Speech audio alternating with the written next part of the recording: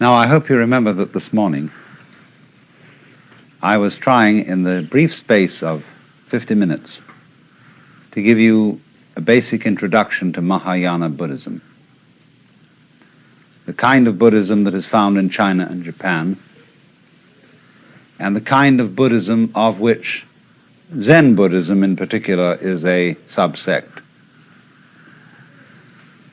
And we are rather particularly concerned with Zen, since it has had such a fundamental influence in the shaping of Japanese culture and the arts of Japan, and since we are in the course of this informal tour going to be visiting a good deal of Zen monasteries and seeing a great deal of Zen formed works of art, architecture, and so on. So I want to lead now tonight from Buddhism in general, or Mahayana Buddhism in general, to Zen in particular.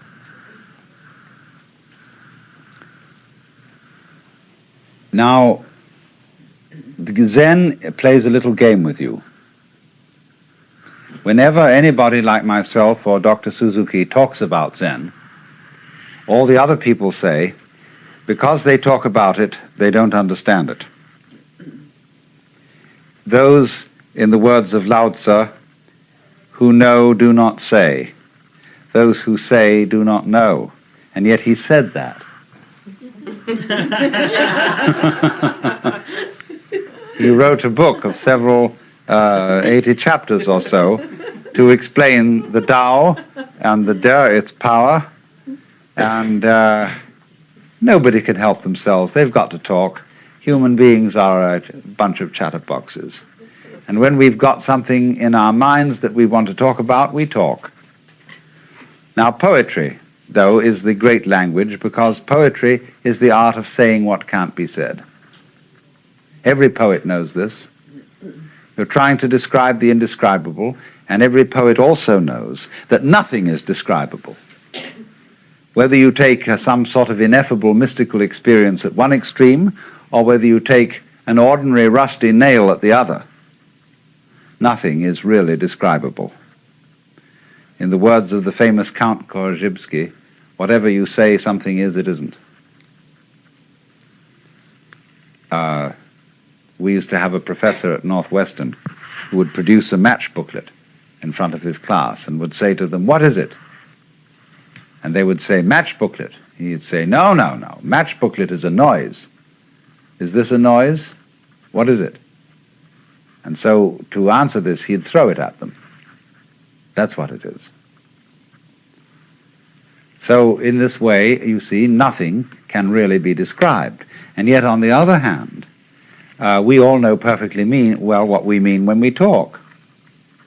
If you shared an experience with somebody else, then of course you can talk about it. We can all talk about fire and air and water and wood because we know what it is. And there's no mystery. And so in the same way, when it comes to discussing something so esoteric as Zen, it can be discussed. Only Zen people play games with each other. They play little tricks. They test each other out by saying to somebody, I remember when I met Paul Reps for the first time, who wrote that lovely book, Zen Flesh and Zen Bones. And he said to me, "Well," he said, "you've written quite a number of books by now. You must think you're pretty fancy." I said, "I haven't said a word." This is simply a Zen game. And people sort of feel each other out. There's a poem which says, "When two Zen masters meet each other on the road, they need no introduction. Thieves recognize one another instantaneously."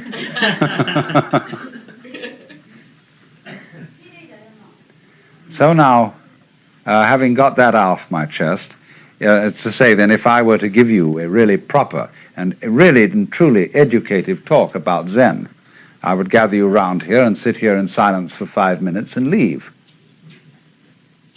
And in a way, this would be a much more direct exposition of it than what I'm going to do instead, which is talk about it.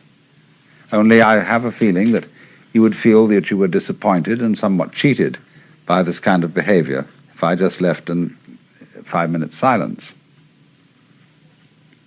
So then, this word Zen is Japanese way of pronouncing the Chinese word Chan, which in turn is the Chinese way of pronouncing the Sanskrit word jhana. And jhana is a very difficult word to translate into English, if not impossible. It's been called meditation. Meditation in English generally means sitting quietly and thinking about something. And that's not what Zen is. Contemplation might come a little nearer if you use the word in a very technical sense, the sense that it was used, or still is used, among Catholic mystics. Perhaps that's something a bit like Zen. But again, contemplation, as we normally use the word, has a sense of inactivity, a sense of not doing anything, of being completely still and passive, whereas Zen is something highly active. So we really don't have an English word for jhana, Chan, Zen. But I would say that we do know what it is because we do all sorts of things every day of our lives in this spirit. When, for example, you drive a car, most Americans, at any rate, drive cars since they were teenagers and are very expert drivers. And when they drive a car, they don't think about it. They're one with the car. Or when a rider of a horse is one being with the horse, when you watch a good cowboy or a cavalry rider, he's glued to the horse. He's like a centaur almost. As the horse moves, he moves. Which is in control? Is the horse riding the man or the man riding the horse? You practically don't know. Same way when you have an excellent dancing partner. Who leads? Who follows? It seems as if you are one body and you move together. That is Zen, that is jhana. And so in a wider sense, when a person doesn't react to life, on the one hand, or try to dominate it on the other, but when the internal world of one's own organism and the external world of other people and other things move together as if they were and indeed are one and the same motion, that is Zen. So you could say in a very, very simple way that the real concern of Zen is to realize, not merely to think, but to know in your bones that the inside world inside your skin and the outside world outside your skin, going out as far as anything can go into galaxies beyond galaxies, is all one world and all one being, oneself, and you're it. And once you know that,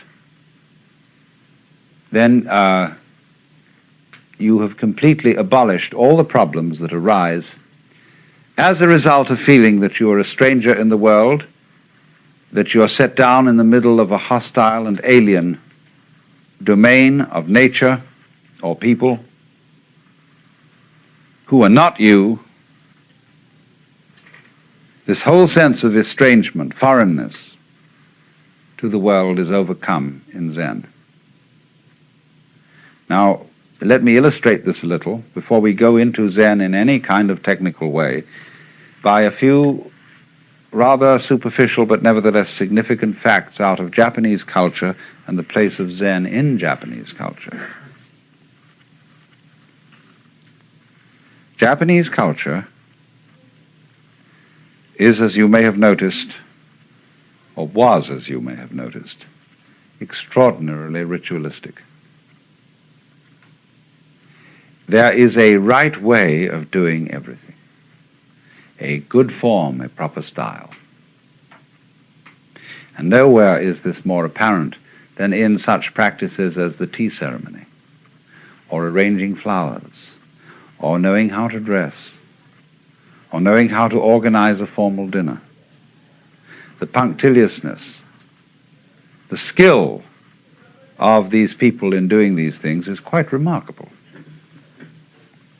But in the same measure as they are very skillful at doing these things, they're very worried about it. The whole question, for example, of bringing presents to somebody else.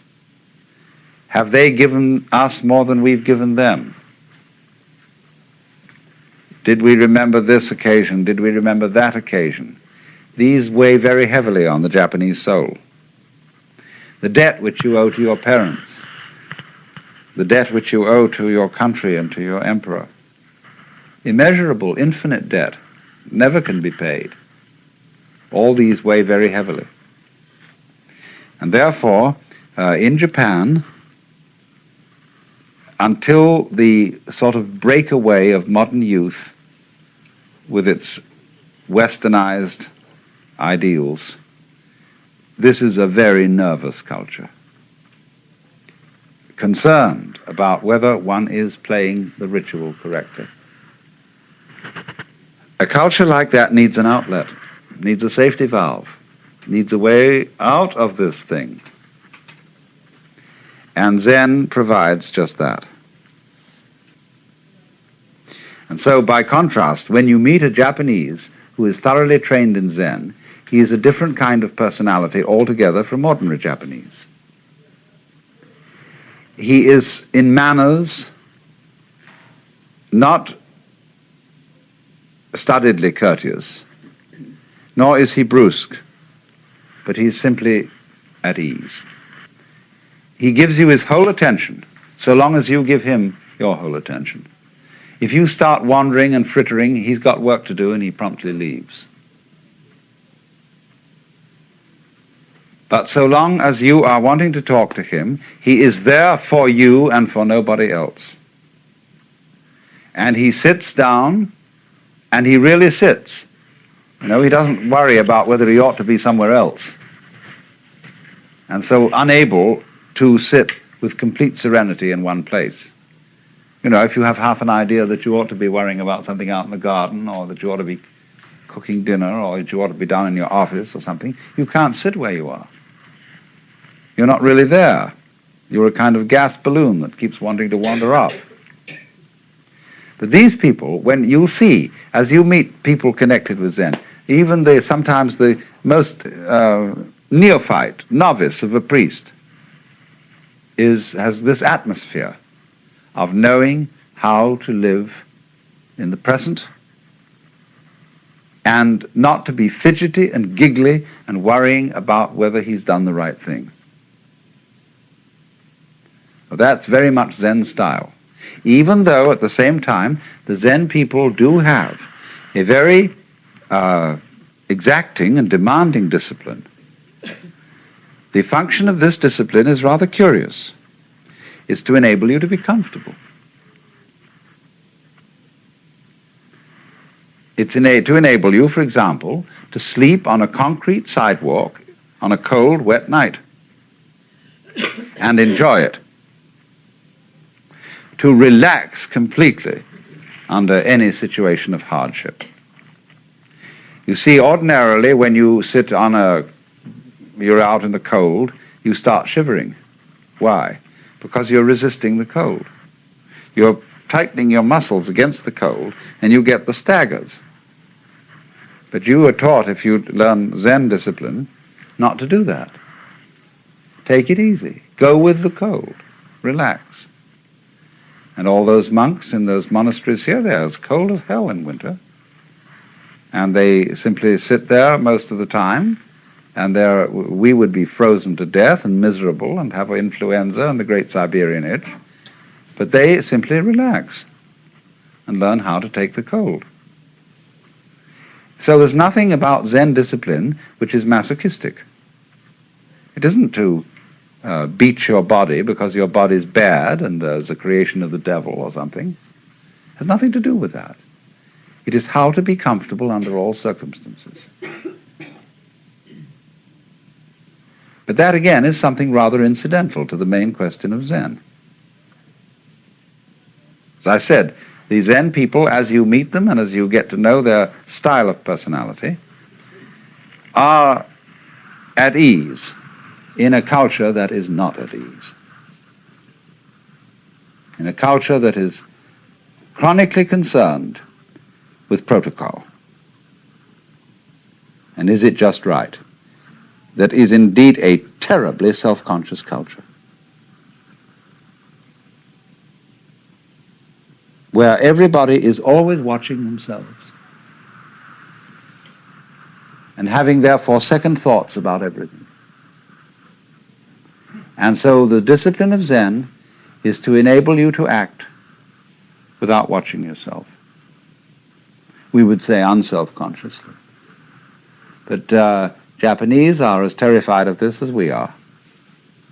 They think, and we think, if I don't watch myself, I'll make a mistake. If I don't hold a club over myself, I'll cease to be civilized and become a barbarian. If I don't discipline myself with all sorts of down on those passions of yours, you will become like the monk of Siberia who burst from his cell and devoured the Father Superior. So this basic mistrust and so on in one's own spontaneity makes us wonder that if the Zen people are really spontaneous and they don't plan and premeditate and hold clubs over themselves, won't they become very, very dangerous people socially? Won't they go out and rape their mothers and daughters and murder their grandmothers to inherit their fortunes and so on and so forth? And Zen people just don't do that. And yet they are perfectly spontaneous. So then, let me try then and indicate how this discipline called Zen actually works. This will involve a little bit of letting the cat out of the bag, but can't be helped. Let's go back to what I told you was fundamental to Buddhism. Buddhism is unlike other religions in that it does not tell you anything. It doesn't require you to believe in anything. Buddhism is a dialogue. And what are called the teachings of Buddhism are nothing more than the opening phrases or opening exchanges in the dialogue. Buddhism is a dialogue between a Buddha and an ordinary man, or rather someone who insists on defining himself as an ordinary man, and thereby creates a problem. I quoted you this morning our saying that anybody who goes to a psychiatrist ought to have his head examined. And in exactly the same way, in this culture, anybody who goes to a guru, a spiritual teacher, or a Zen master, or whatever, ought to have his head examined. Or as the old Chinese master Tokuzan put it, if you ask any question, you get 30 blows with my stick. If you don't ask any question, you get 30 blows just the same. In other words, what the hell are you doing around here? Defining yourself as a student and defining me as a teacher. In other words, you have raised a problem. And in the way of training of Zen, this is very clearly emphasized. If you go to a Zen teacher and you approach him in the traditional way, the first thing he will do is to say, I haven't anything to teach. Go away. Well, you say, what are these people doing around here? Aren't they your students? You say, well, they're working with me, but unfortunately, we are very poor these days. We don't have enough rice really to go around and make ends meet. And we can't take on anybody else in this community. So you have to insist to be taken in. Every postulant for Zen training assumes immediately that the teacher has given him the brush off in order to test his sincerity. In other words, if you really want this thing, you've got to work for it. That isn't the real point. The point is that you've got to make such a fuss to get in that you cannot withdraw gracefully after having made such a fuss to get in. Because you put yourself on the spot and you define yourself as somebody needing help or as somebody with a problem who needs a master in order to be helped out of the problem.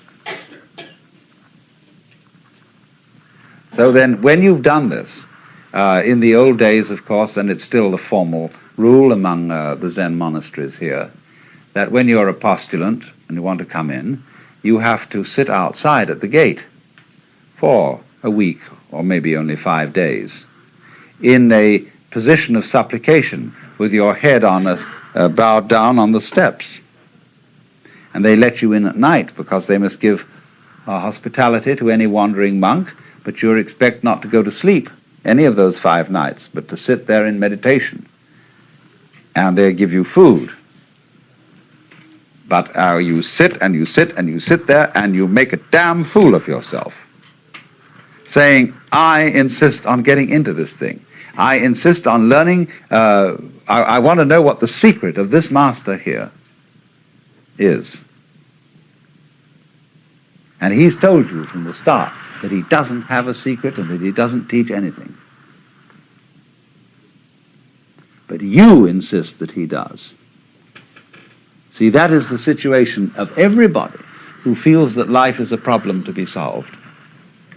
Whether you want psychoanalysis, whether you want integration, whether you want salvation, whether you want Buddhahood, whatever it is you define yourself as wanting, you created the problem. What is the real problem that everybody brings to these teachers? What is it all about? It's basically this, isn't it? Teacher, I want to get one up on the universe. I feel a stranger in this world. I feel that it's a problem in that having a body means that I am subject to disease and change and death. Having emotions and passions means that I am tormented by feelings which I can't help having, and yet it's not reasonable to act on those feelings without creating trouble. I feel trapped by this world, and so I want to get the better of it. And is there some wise man around who is a master of life and who can teach me to cope with all this? So that's what everybody's looking for in a teacher, the man who is the savior and who can show you how to cope with it. And the Zen teacher says, I don't have any answers. Nobody believes that because he seems to be so competent. When you look at him, you can't believe that he has no answers. And yet that's the consistent teaching of Zen, that it has nothing to say and nothing to teach. A great Chinese master of the Tang dynasty, called Linji in Chinese or Rinzai in Japanese, said Zen is like using a yellow leaf to stop a child crying. A child is crying for gold, and the father takes an autumn leaf that's yellow and says, gold. Or he said it's like using an empty fist to deceive a child. See, you've got a closed fist, and you say to the child, what have I got here? And the child says, let me see. Oh, no, what did you see? Put your fist behind your back. And the child becomes more and more excited to know what the devil's in that fist. And fights and fights and fights, and finally is practically in tears. And then suddenly you finally open the fist and there's nothing inside. So in exactly the same way, the person who is under the impression that there is something that we ought to get. See, all this is dressed up in a big way. To be a Buddha, to know the answer, to finally solve the problem, to get the message, to get the word, or however you put it. In other words, to be in control of your fate and of the world. Would you like it? If you could have it? And so all these powers are projected upon the Zen master. He is a Buddha. He is a master of life. And if he is, the reason why he is that he has discovered the unreality of the whole problem.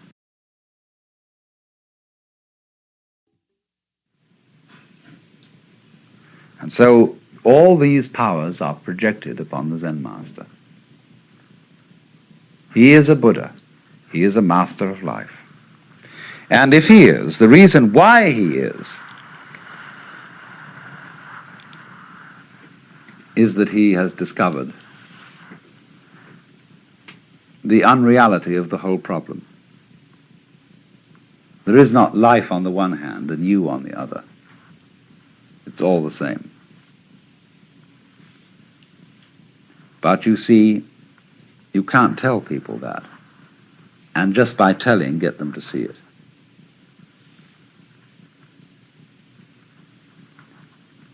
Just in exactly this way, people who know that the earth is flat can't be reasoned with. People who believe that the Bible is the literal word of God, absolutely impossible to reason with them at all, because they know it is so. So in the same way,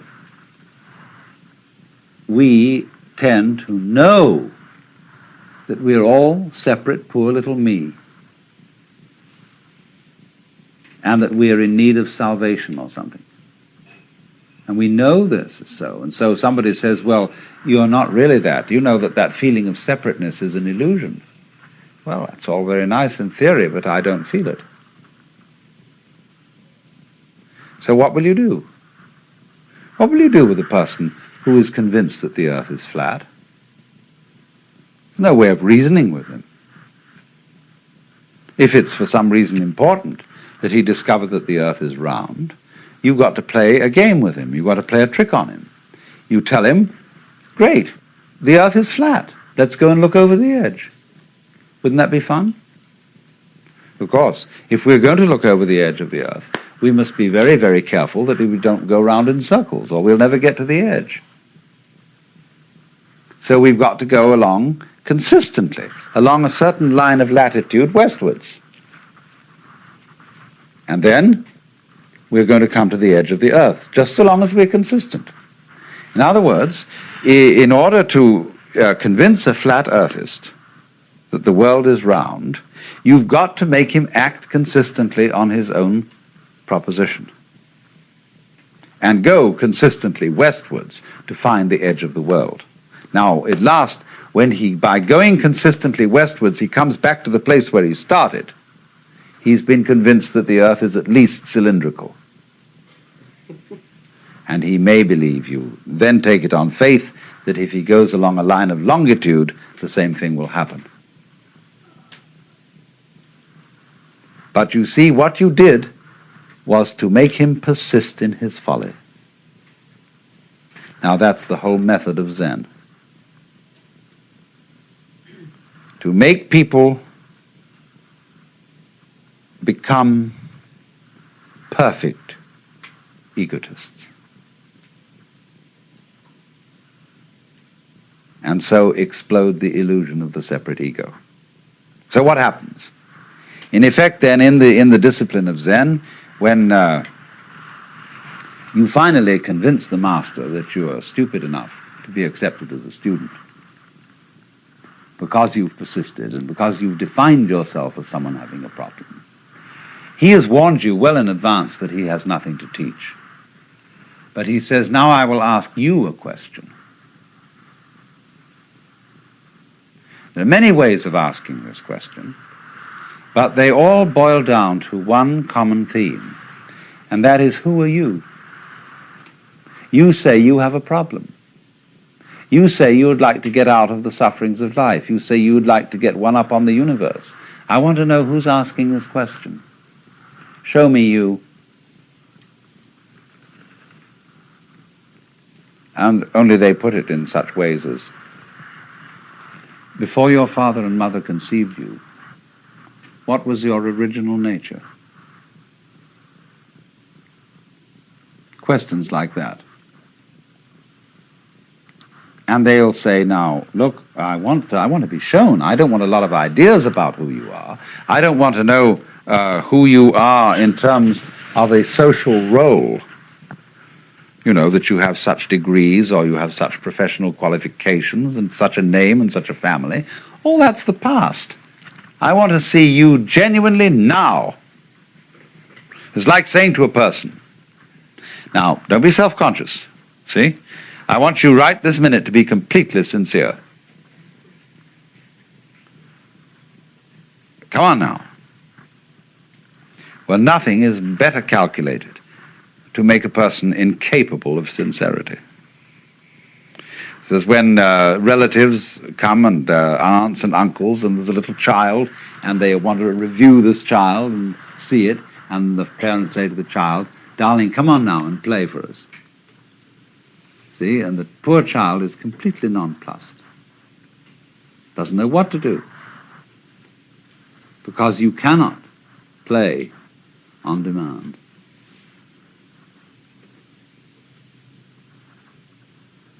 Now, what is the Zen teacher doing in saying to a person, you must answer this question by coming before me in fact, a rather formal situation, the kind of context in which a Zen master interviews his students is very formal. And there he sits, a sort of enthroned tiger. He's definitely, in this culture, a sensei, a authority figure. And so he's the last kind of person you can be spontaneous with. Because you feel that he knows you through and through. And that, do you know, ever read that story of Von Kleist about a man who has a fight with a bear?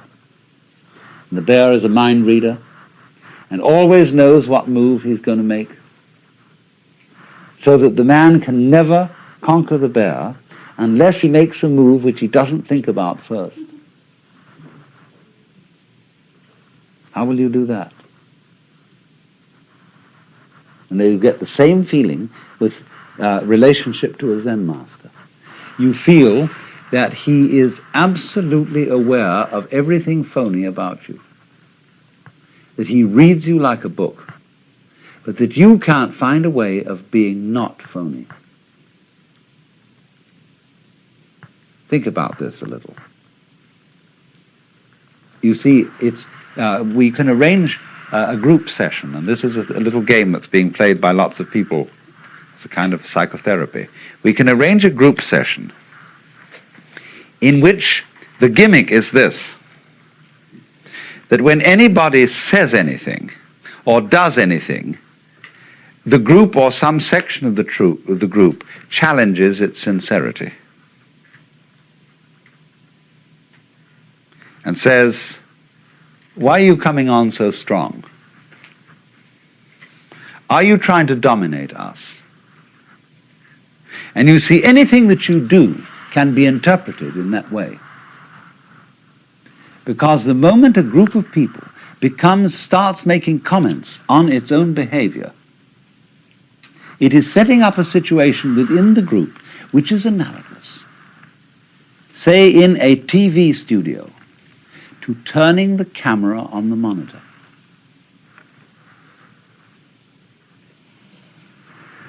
So when we start thinking about thinking, being aware of being aware, this is what is called in the Japanese the observing self. I watch myself all the time, see? You're in a hopeless mess. But this is the price that human beings pay for having become self-conscious. Anxiety and guilt. Anxiety because, am I sure that I thought this out sufficiently carefully? When I left the house, did I turn off the gas stove? And incidentally, I remember turning it off, but can I trust my memory? I've learned to think about memory now, and I wonder if I can trust it. Maybe I better go back and look. I went back and I looked. But did I really see? I'm thinking about my sight and whether this is quite authentic. Did I look properly? Because you know how the unconscious can alter your senses. And so I better go and look again. See, soon now I've got into a sort of vicious circle where I'll never get away from the house. And all this sort of getting mixed up is the penalty we pay for the advantageous gift of being able to know that we know. There was a young man who said, though, it seems that I know that I know. What I would like to see is the I that knows me when I know that I know that I know. And so this is the Zen trick. It's to put you into this situation in a very crucial way. To think about, thinking about, thinking about, thinking about. Or, just the same thing, to make a very strong effort not to think. That's Zazen. Sit, let your senses operate, and be responsive to whatever there may be around, but don't think about it. But now this is already thinking. I'm thinking about not thinking. How will I stop thinking about not thinking? So there you are. See, you're all caught up. It's like somebody came to you and they put tar in one hand, or molasses, feathers in the other, slapped the two hands together and rubbed them around and said, now pick off the feathers. So you see what happens. The teacher is well aware that he's played this trick on you. And he's going to see what will happen if you act, and he's going to help you to act consistently on this foolishness. Now, you see, what he's done is he simply made a special case of what society does to us all anyhow. And this is true of most cultures. The high cultures of the world, whether they're of the East or whether they're of the West, play a game on every new member. They don't know they're playing this game because their forefathers played it on them. And they're still its hopeless victims. The game is called the double bind. And the formula under whose auspices everybody comes into this world is as follows. You are required to do something which will be acceptable only if you do it voluntarily.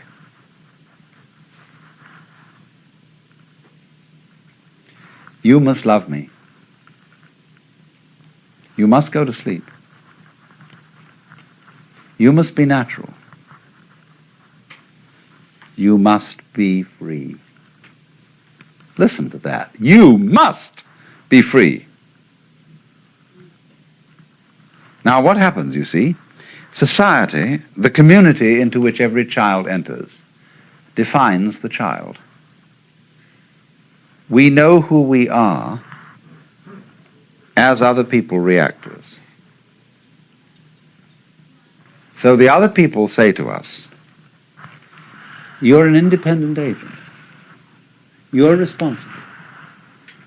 You are a freely acting individual. But this is a commandment. And we obey it because we can't help it. The child has no way of criticizing this or of seeing there's something phony about it. So the child has to be free because he is commanded to be so by the community. Now then, the community sets itself a problem. Having defined the child as an independent agent, and having got the child to believe that he's an independent agent because he isn't. In other words, he wouldn't believe this if he were independent. It then has trouble getting him to behave as the community wants him to behave. So they feel then there's something ornery about all children. They're born in original sin, and they're refractious and so on. Of course they are, because they've been defined in a self-contradictory way. So when the community says to a person, you must be free, or when we are in a family relationship in which the members of the family are saying to each other, you must love me, it's your duty to love me, what a bunch of rot. Supposing one day you get up and you say to your wife, darling, do you really love me? And she replies, well, I'm trying my very best to do so. Is that the answer you wanted? No. You wanted her to say, darling, I can't help loving you. I love you so much I could eat you. You don't want her to try to love you. But yet that is what you put on people in almost any marriage ceremony. That you shall love this person. Thou shalt love the Lord thy God. Thou shalt love thy neighbor as thyself. This is a double bind. And anybody who lives under the dominance of a double bind lives in a state of chronic frustration, because he is devoting his whole life to solving a meaningless, nonsensical problem. Let's take the double bind that is the deepest of all. You must go on living. Now, living is a spontaneous process. And to say to it, you must happen, is exactly the same thing as saying to any kind of creative artist, you must come through with the goods.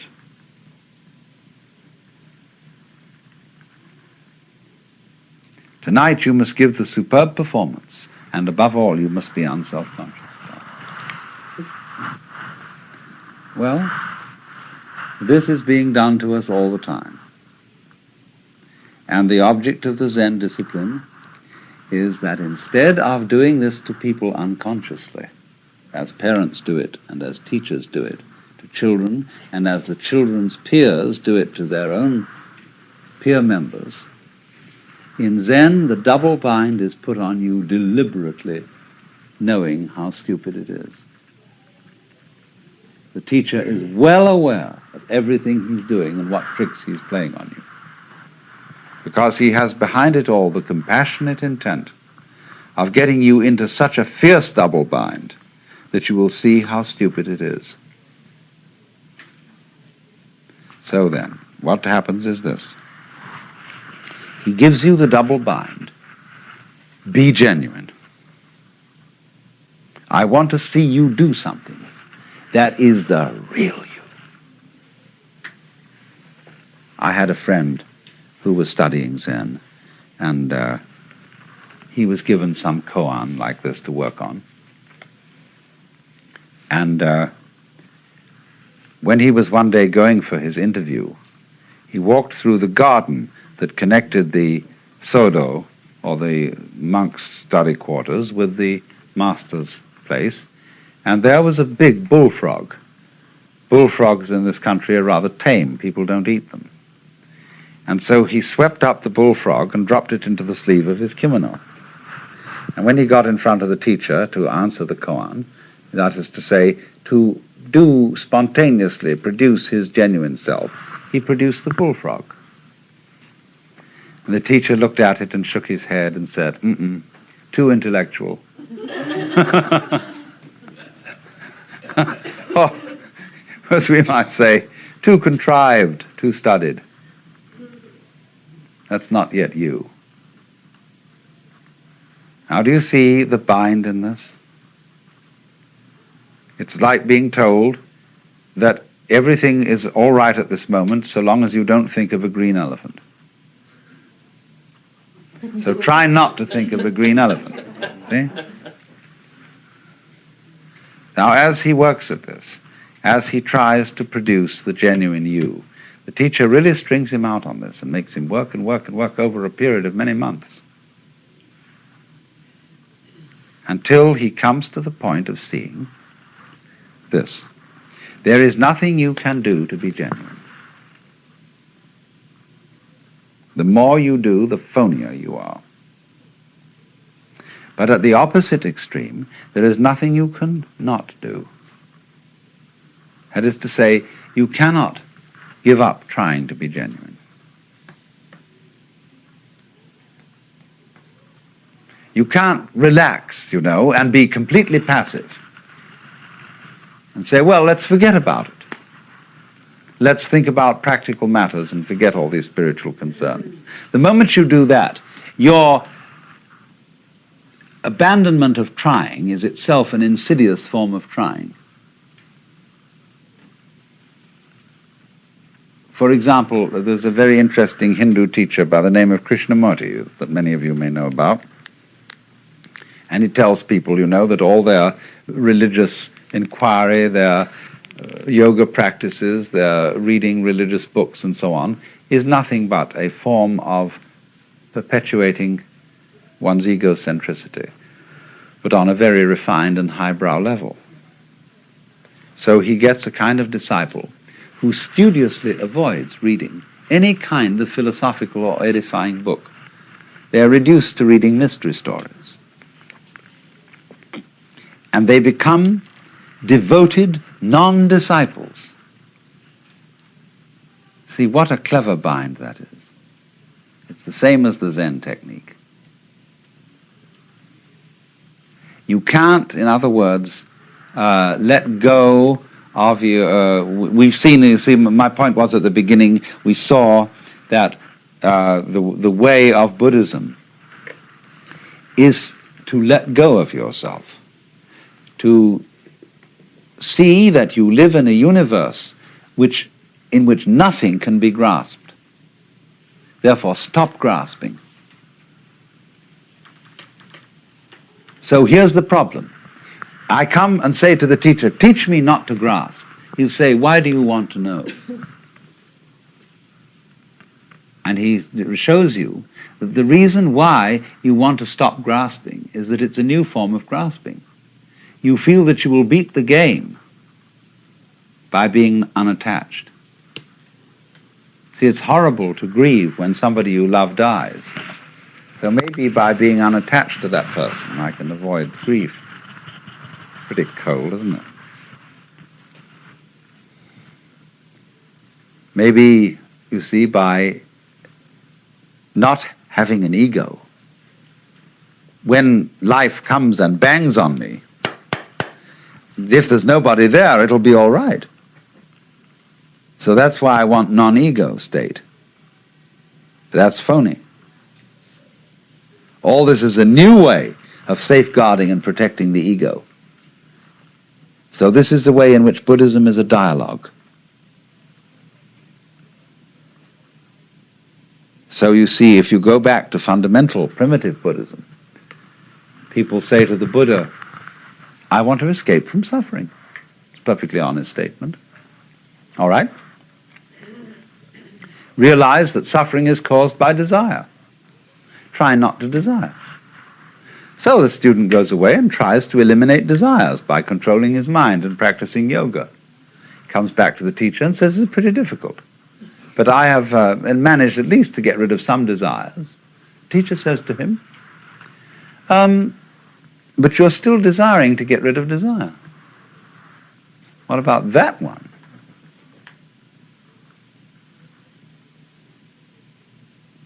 And then the student sees that if he tries to stop desiring to get rid of desire,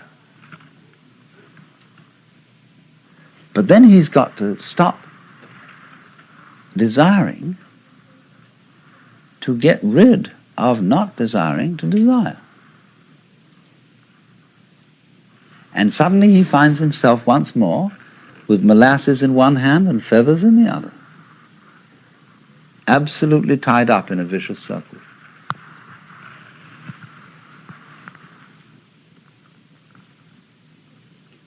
So he realizes there is nothing I can do about it, and there's nothing I can not do about it. And this predicament in Zen is called a mosquito trying to bite an iron bull.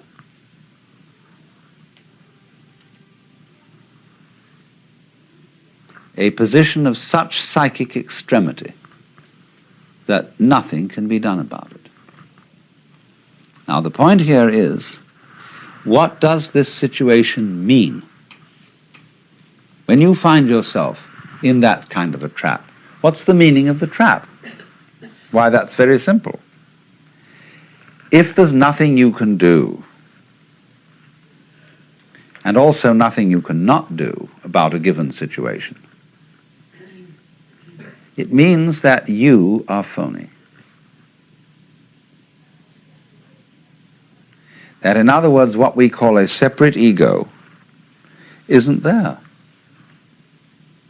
Of course it can't do anything, because it is not an agent. And by virtue of the fact that it can't do anything, equally, it can't not do anything. It's completely phony. So what has happened is to expose the fiction of there being a separate ego, either to force its actions upon the world, or to have the actions of the world forced upon it as a puppet. This thing just doesn't exist,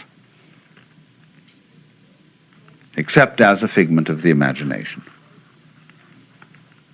or except as a game rule. Let's pretend everybody is responsible, is independent, is separate. Sure, that's a great game, but it's a game.